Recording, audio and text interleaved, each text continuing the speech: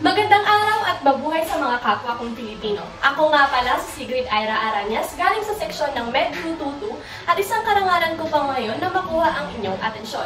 At sana ay samahan niyo ako hanggang sa katapusan ng video na ito. So para sa araw na ito, ating tatalakayin ang kasaysayan ng ating wikang pambansa sa pagtitibay ng Pilipinong identidad. Pero bago ang lahat, may itatanong ako sa inyo. Alam niyo ba ang pagkakaiba ng Filipino, Filipino at Tagalog? Kung ikaw ay nagguguluhan, halina't samahan niyo ako sa ating paglakbay pabalik sa ating kasaysayan. Tayo ay magsimula sa panahon ng mga katutubo.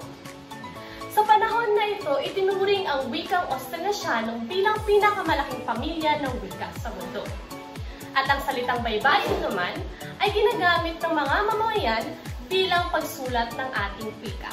Ngunit hindi dyan nagtatapos ang panahon ng katutubo, sapagkat sa panahon na ito ay nagpatunay na ang mga Pilipino ay may sariling kultura bago ito masakop ng mga Kastila. Na kung saan sa panahon ng Kastila, dumating si Magellan at si Miguel Lopez de Legazpi sa Pilipinas kung saan naituro ang wikang Espanyol at doktrinang Kristiyana gamit ang wikang Kastila. Ngunit dahil ang wikang Tagalog ay lumaganap sa panahong ito, itinuro ng mga mananakop ang doktrina gamit ang wikang Tagalog. Matapos ang pananakop ng mga wikang Kastila, ay dumating naman ang mga Amerikano sa ating bansa, na kung saan natatag ang Akademikong Pilipino or Filipino Academy na ang gawain ay magsaliksik tungkol sa wika. At sa panukalang bilang 148 na ipatupad din na ituro sa mga sabayan ang mga dialekto ng ating bansa. Ngunit hindi pa dyan nagtatapos sapagkat sa panahong ito na itatag ang isang lupon upang pag-aralan ang tungkol sa wikang pambansa. At matapos ang pananakop ng mga Amerikano, pumasok naman ang mga Hapon kung saan inalathala nila ang Nihongo at Tagalog upang opisyal na wika, at noong Oktubre naman ay muling binuhay ang wikang pambansa.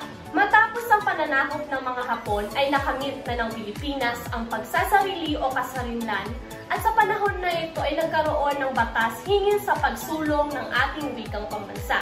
Isa na rito ay ang kautosang tagapagpaganap bilang 134 noong 1937 na ang wikang pambansa ng ating Pilipinas ay itinawag o ibabatay sa Tagalog. Ngunit noong 1959, ang wikang pambansa ay tinawag na Pilipino at ito ay base sa kautosang bilang 7. Ngunit naman, noong 1987 ay muling napalitan ang tawag sa ating wikang pambansa na galing sa Pilipino ay naging Filipino. At hanggang sa kasulukuyan, ang ating wikang pambansa ay tinatawag na Filipino. So base sa aking tinalakay ngayong araw na ito, ang pagkakaiba lang naman ng Tagalog, Pilipino at Filipino ay ang taon na sila ay kinonsiderang tawag ng ating wikang pambansa. So, ayun lamang para sa araw na ito at sana ay mayroon kayong natutunan at maraming salamat sa inyong pakikinig. Ako nga muli pala si Sigrid Ira Aranyas, galing sa seksyon ng Med 222 at second year Bachelor of Science in Medical Technology.